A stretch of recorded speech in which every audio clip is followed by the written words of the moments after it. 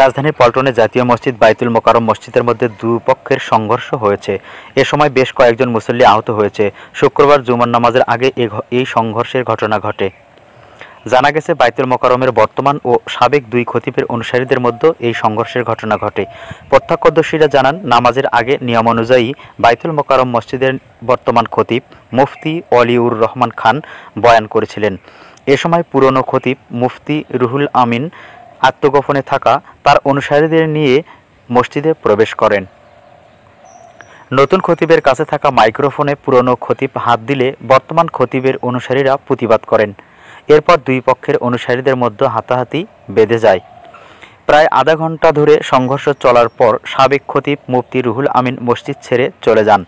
পরে আইনশৃঙ্খলা বাহিনীর সহায়তায় পরিবেশ কিছুটা শান্ত হলে সোয়া ১টার দিকে আবারও মসজিদে নামাজ শুরু হয়।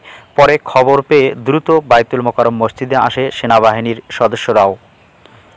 এ বিষয়ে মতিঝিল পুলিশ বিভাগের উপ কমিশনার মোহাম্মদ শাহরিয়ার আলী সংবাদ মাধ্যমকে বলেন, বাইতুল মোকাররম মসজিদের ভেতরে নতুন এবং পুরাতন খতিব নিয়ে সমস্যা সৃষ্টি হয়। তারা এক পক্ষ আরেক পক্ষকে জুতার বক্স থেকে জুতা বের করে ছুঁড়ে মেরেছে। পরে জেনেছি, পুরাতন খতিব নামাজ পড়াতে পারেননি, নতুন খতিব জুমার নামাজ পড়িয়েছেন। পল্টন থানার ওসি মোল্লা মোহাম্মদ খালিদ হোসেন সংবাদ মাধ্যমকে বলেন, আমরা মসজিদের বাইরে কোনো ঝামেলা তৈরি হতে দেইনি। একটি গ্রুপ এসে মসজিদের বাইরে উত্তেজনাকর পরিস্থিতির সৃষ্টি করেছিল, কিন্তু আমরা তাদেরকে মসজিদের বাইরেও অবস্থান করতে দেইনি।